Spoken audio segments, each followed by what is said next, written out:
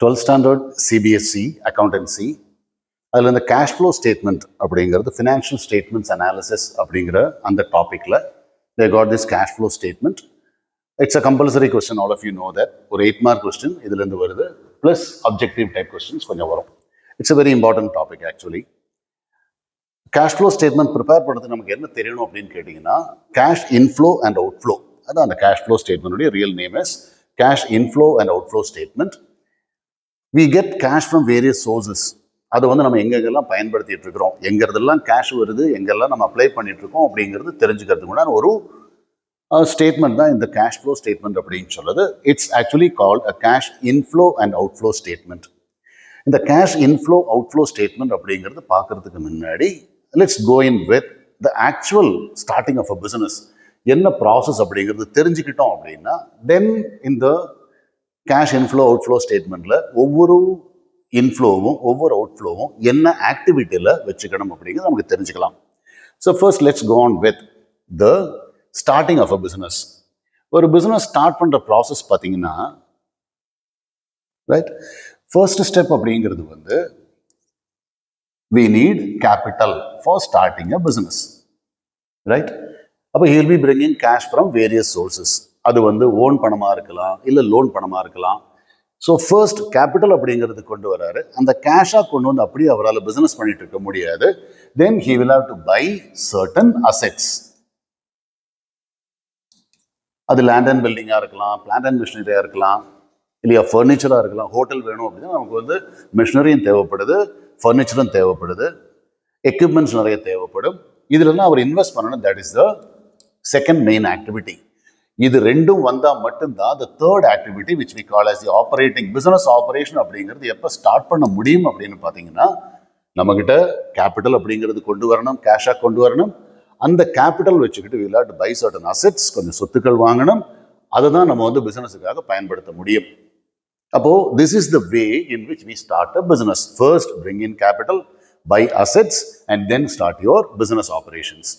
இதுல எந்த ஆக்டிவிட்டி எடுத்தாலுமே we have got inflow and outflow of cash. Financing activity, investing activity, operating activity. அதான் நான் முதல்ல சொன்னேன். நான் ஃபினான்சிங் ஆக்டிவிட்டி, அதில் வரக்கூடிய பணத்தை வச்சு நம்ம இன்வெஸ்டிங் ஆக்டிவிட்டி பண்ணுவோம். அந்த இன்வெஸ்ட் பண்ணிக்கிற அசெட்ஸை தான் நம்ம வந்து பிஸ்னஸ் ஆப்ரேஷன்ஸுக்காக யூஸ் பண்ணுறோம். This is the method of starting a business. அந்த பிஸ்னஸ் ஸ்டார்ட் பண்ணதுக்கப்புறம் பார்த்தீங்கன்னா நிறைய ஆக்டிவிட்டி எங்கே இருக்கும்? ஆப்ரேட்டிங் ஆக்டிவிட்டி, அதுக்கப்புறமா investing activity, then comes your financing activity. அதனால தான் கேஷ் ஃப்ளோ ஸ்டேட்மெண்ட் எழுதும்போது நம்ம ரிவர்ஸ் ஆர்டரில் எழுதுகிறோம். We first write what is operating activity, what is investing activity and the financing activity. But first நம்ம என்ன தெரிஞ்சுக்கணும்? Financing, investing or operating activity என்ன ஆக்டிவிட்டியா இருந்தாலும் சரி there will be inflow of cash and outflow of cash. சம்மில் ஏதாவது ஒரு inflow ஒரு அவுட்ஃப்ளோ கொடுத்துருக்காங்க அப்படின்னா அது எது கூட மேட்ச் பண்ணணும் அப்படின்னு நமக்கு தெரியணும். அப்படி மேட்ச் பண்ணிட்டோம் அப்படின்னா it is very great success, right? First investing ஆக்டிவிட்டியில் வரக்கூடிய இன்ஃப்ளோஸ் அண்ட் அவுட்ஃப்ளோஸ் என்னங்கிறது பார்ப்போம். ஃபினான்சிங் ஆக்டிவிட்டி இன்ஃப்ளோ கரெக்டாக தெரிஞ்சுக்கிட்டோம் அப்படின்னா அதுக்கு ரிலேட்டடாக இருக்கிறது தான் கேஷ் அவுட்ஃப்ளோஸ். அதை மட்டும் நம்ம பார்த்துக்குவோம். First issue of shares. Shares வந்து நமக்கு ரெண்டு டைப் இருக்கு, equity shares and the preference shares. So equity shares இருந்தாலும் சரி, preference share இருந்தாலும் சரி, when we issue we get cash. அது ரிலேட்டடாக இருக்கிற அவுட்ஃப்ளோ என்னவா இருக்கும்? equity sharesக்கு வந்து எல்லா வருஷமும் நம்ம டிவிடெண்ட் கொடுக்கணும். that is dividend on equity shares, that is an outflow. அடுத்தது என்ன இருக்கு? preference sharesல அவங்களுக்கு நம்ம டிவிடெண்ட் கொடுக்கணும். that also is the dividend on preference shares, that also is an outflow. அடுத்தது இந்த ப்ரிஃபரன்ஸ் ஷேர் அப்படிங்கிறது நம்ம மேக்ஸிமம் ஃபார் 20 இயர்ஸுக்கு தான் இஷ்யூ பண்ண முடியும். அந்த டைமில் வந்து நம்ம ரிடீம் பண்ணி ஆகணும் 20 வருஷத்துக்கு முன்னாடி. அப்போ ரிடீம் பண்ணும்போது நம்ம கையிலேருந்து பணம் வெளியில் போகுது. Redemption is what? Preference share நம்ம கேன்சல் பண்ணுறோம். இஷ்யூ பண்ணும்போது it's an inflow. when we cancel it, it is an outflow. when we redeem it, it is an outflow. So inflow, issue of shares, equity shares, preference shares இதெல்லாம் இன்ஃப்ளோவா இருந்துச்சுன்னா அது ரிலேட்டடாக வரக்கூடிய dividend, redemption இது ரெண்டுமே அவுட்ஃப்ளோவாக வரும். அடுத்தது இதில் பணம் பத்தலையா, the next type we will be going in with loans. Debenture issue பண்ணுறோம், கையில் பணம் வருது, that is an inflow. டிபெஞ்சருக்கு வந்து நம்ம இன்ட்ரெஸ்ட் கொடுக்கணும் இல்லையா? Interest on debentures every year we have to give. Then redemption of debentures. redemption is அந்த பணத்தை ரிட்டர்ன் பண்ணுறோம், அப்போ டிபெஞ்சர் இஷ்யூ பண்ணும்போது இட்ஸ் அன் இன்ஃப்ளோ. அதே மாதிரி redemption of debentures, interest on debentures ரெண்டுமே வந்து it is an outflow related to financing activity. Next one public deposit collect பண்ணலாம். பப்ளிக் டெபாசிட் கலெக்ட் பண்ணும்போது இட்ஸ் அன் இன்ஃப்ளோ. அவங்களுக்கு கொடுக்க வேண்டிய interest is an outflow. And deposits வந்து அந்தந்த period நம்ம ரீபே பண்ணி ஆகணும். That will be an outflow. அப்போ டெபாசிட் கலெக்ட் பண்றது inflow related to financing activity. அவங்களுக்கு கொடுக்க வேண்டிய இன்ட்ரெஸ்ட் அதை ரீபே பண்ணது that also is related to financing activity, outflow. அதுவும் இல்லையா, we will be going in with loans from financial institutions. When we take loans, it is an inflow. அப்போ அதுக்கு வந்து நம்ம பே பண்ண வேண்டிய இன்ட்ரெஸ்ட் இல்லைனா repayment of loan, that will be outflow. So financing activity அப்படின்னு பார்த்துட்டோம் அப்படின்னா, if inflow is related to financing activity, outflow will also be related to financing activity. இது நல்லா தெரிஞ்சுக்கணும். அடுத்த செகண்ட் ஆக்டிவிட்டி நம்மளை பொறுத்த வரைக்கும் இட் இஸ் இன்வெஸ்டிங் ஆக்டிவிட்டி இல்லையா.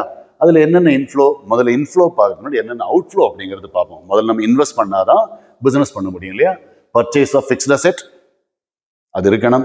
Land and building, machinery, equipment இதெல்லாம் இருந்தால் தான் நம்மளால பிஸ்னஸ் பண்ண முடியும். அப்போ அந்த பிஸ்னஸுக்கு தேவையான ஃபிக்ஸ்ட் அசெட் வாங்குறோம், கையிலேருந்து பணம் அவுட்ஃப்ளோ ஆகுது. அது மட்டும் கிடையாது, எக்ஸ்ட்ரா பணம் இருந்தால் நம்ம என்ன பண்ணுவோம், we will be depositing it in long-term loans, long-term investment. Then we will be purchasing shares, debentures of other companies.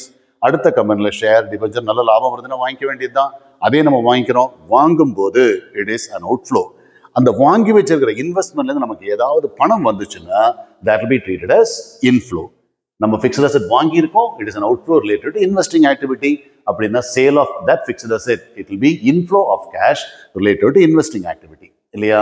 அதே மாதிரி வாங்கி வச்சிருக்கிற ஃபிக்ஸ்ட் அசெட் நமக்கு என்ன இன்கம் வந்தாலும் சரி, whether it is rent received, interest received, dividend received, இந்த டிபெஞ்சர்ஸ்ல interest receive, இல்லை நம்ம வாங்கி வச்சிருக்கிற இன்வெஸ்ட்மெண்ட்டை சேல் பண்றோம், ஃபிக்ஸ்ட் அசெட் சேல் பண்றோம், டிபெஞ்சர் சேல் பண்றோம், நம்ம வாங்குறது இதெல்லாமே இன்வெஸ்டிங் ஆக்டிவிட்டியில் இருக்கிற அவுட்ஃப்ளோ. நமக்கு அதுலேருந்து வரக்கூடிய இன்கம் எதுவாக இருந்தாலும் சரி, whether it is by sale or whether it is in the form of dividend, rent, interest, எதுவாக இருந்தாலும் சரி, those are inflow of cash related to investing activities. அப்போ ஒரு பில்டிங் நம்ம வாங்குறது, it is purchase of fixed asset, it is an outflow of investing activity. அதுலேருந்து நமக்கு வாடகை வருது, it is an inflow of cash related to investing activity. அப்போ investing activity அவுட்ஃப்ளோவாக இருந்துச்சுன்னா அதுலேருந்து நமக்கு வரக்கூடிய இன்கம் எல்லாமே it will be treated as inflow from investing activity itself. இந்த அசெட்ஸ் எல்லாம் வாங்கி வச்சு நம்ம என்ன பண்றோம், we are going in with the operating activities இல்லையா. business operations, அதில் வந்து முதல்ல நம்ம first we start with spending and then we start getting money. முதல்ல வந்து நம்ம raw material வாங்கி business production ஆரம்பிக்கணும். they got manufacturing expenses, labor welfare expenses. manufacturing expenses என்ன, raw material வாங்கணும் இல்லையா, that is manufacturing expenses.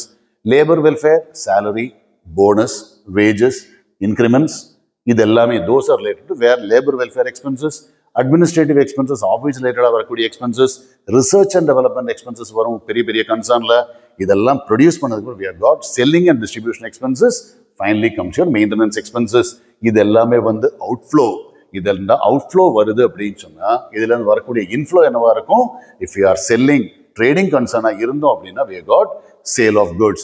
இல்ல சர்வீஸ் ரெண்டர் மாதிரி பண்ணிட்டு இருக்கிற மாதிரி நம்ம குட்ஸ் எதுவும் சேல் பண்ணல, டிரான்ஸ்போர்ட்டேஷன் கம்பெனி வச்சிருக்கோம், பேங்க் நடத்திட்டு இருக்கிறோம், இன்சூரன்ஸ் கம்பெனி ஒர்க் பண்ணிட்டு இருக்கோம், அந்த மாதிரி இருந்ததுன்னா we will be rendering services and we will be getting some charges for our or income for our services rendered. அப்போ அதுலேருந்து வரக்கூடிய ரெவன்யூ இருந்தாலும் சரி, இல்லை குட்ஸ் சேல் பண்ண வரக்கூடிய அந்த ரெவன்யூ இருந்தாலும் சரி, those are inflows of cash. So நம்ம வந்து இந்த கேஷ் ஃப்ளோ ஸ்டேட்மெண்ட் எழுதும்போது we will be writing in the reverse order. முதல்ல வந்து we will be writing cash from operating activity. இதுலேருந்து எவ்வளவு கேஷ் வந்திருக்கு அப்படிங்கிறது தெரிஞ்சுக்குவோம். Then we will be going with the next head which is investing activity. இன்வெஸ்ட்மெண்ட்லேருந்து நமக்கு எவ்வளவு பணம் வந்திருக்கு, இல்லை எவ்வளவு பணம் போயிருக்கு அப்படிங்கிறது தெரிஞ்சுக்குவோம். finally comes your financing activity. அந்த ஆர்டர் தான் நம்ம எழுதணும். பட் எழுதும்போது ஒரு particular income receipt or payment, inflow or outflow, whether it is related to financing activity, investing activity or operating activity, அது தெரிஞ்சுக்கிறதுக்கு ரொம்ப சிம்பிளான மெத்தட் தான் நம்ம இன்னைக்கு பார்த்துருக்கோம். Just understand it. ஃபர்ஸ்ட் ஒரு பிசினஸ் ஸ்டார்ட் பண்ணும்போது கேபிட்டல் கொண்டு வருவாரு, இட் இஸ் ஃபினான்சிங் ஆக்டிவிட்டி. அது ரிலேட்டடாக இருக்கிற பணம் வந்துச்சுன்னா it is financial activity inflow. பணம் கொடுத்தோம் அப்படின்னா it is financial activity outflow. Investing activity, அதில் நம்ம அசெட்ஸ் வாங்குறோம், அசெட்ஸ் விற்கிறோம், அசெட்ல நமக்கு கொஞ்சம் இன்கம் கிடைக்குது. இன்கம் கிடைக்குதுன்னா இட் இஸ் அன் இன்ஃப்ளோ. நம்ம அசெட்ஸ் வாங்குறோம் அப்படின்னா it is an outflow. Operating activity we know. So இதை கரெக்டாக தெரிஞ்சுக்கிட்டோம் அப்படின்னா ஒரு கேஷ் ஃப்ளோ ஸ்டேட்மெண்ட் எழுதுறது it is very easy. Thank you.